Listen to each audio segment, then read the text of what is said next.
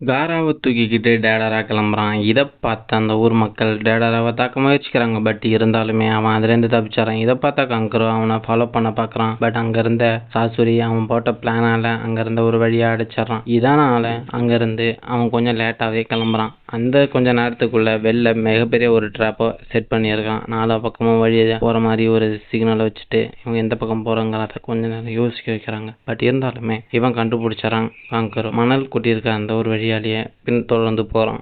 அங்கே நருட்டோவை அவன் வீட்டுக்கு போகிறான். அந்த வீட்டை பார்த்தோம்னா ரொம்ப பழசாயிருக்கு. ஏன்னா 2 வருஷமாக வீட்டுக்குள்ளே அவன் வரல. அதனால ரொம்ப பாழடைஞ்ச பங்களா மாதிரி இருக்குது. இதை பார்த்து நருட்டோ வாந்தி எடுக்கிற மாதிரி ஜன்னல் ஓரத்தில் போயிட்டு விரும்பிட்டு வரான். காஸ்கே ஃபோட்டோவை பார்த்துட்டு நான் லீஃப் வில்லேஜுக்கு வந்துட்டு உடனே ஒரு நாள் கூட்டு வந்துடுவான் அப்படின்னு சொல்கிறான். சான் வில்லேஜில் என்ன பண்ணுறாங்கன்னா இங்கே என்ன நடக்குது அப்படிங்கிறத லீஃப் வில்லேஜுக்கு தெரியப்படுத்துறதுக்காக ஒரு கடிதம் எழுதி ஒரு தகவல் அனுப்புகிறாங்க லீஃப் வில்லேஜுக்கு. சான் வில்லேஜ் மக்கள்லாம் அடுத்து என்ன நடக்க போகுது அப்படிங்கிற ஒரு கவலையோடு இருக்காங்க. அப்படியே கக்காஷியை காமிக்கிறாங்க. அவங்க ஜிராயா எதனா புக்கை 2வது வாட்டி படிச்சுட்டு நிம்மதியாக தூங்கலான்னு போகிறான். ஆனால் விடிஞ்சிருது. இதனால் அதை பற்றி ஒரு லிஸ்ட்டு எதுனுங்கிறதுக்காக திருப்பியும் தெரிஞ்சுக்கிறான் படுக்காமல். டிமாரியை காமிக்கிறாங்க. அப்படியே பக்கத்தில் கூடவே சிக்கமாராவையும் காமிக்கிறாங்க. ஏன்னு பார்த்தோம்னா டிமாரிக்கு பாதுகாப்பே சிக்கமாரா தானே. இதனால் கூடவே இருக்கானா. இந்த விடிய காலையில் எங்கே கிளம்பிட்டா அப்படின்னு அவனுக்கு எனக்கு இங்கேருந்து வேலை முடிஞ்சு நான் ஊருக்கு போகிறேன். இங்கே இருந்தேன் ஊர் என்ன பண்ணுறது அப்படிங்கிறதுக்காக போகிறான். திருப்பி எப்போ மீட் பண்ணுறதான்னு ஜூனியர் எக்ஸாம் அப்போ தான் அப்படின்னு சொல்லிட்டு போகிறான். நீ ஒன்றும் இப்படியே இருக்காது ஜூனியனா இருக்கா கொஞ்சம் வச்சு சுறுசுறுப்பாயிரு அப்படின்னு சொல்லிட்டு கிளம்புறாட்டி மாதிரி.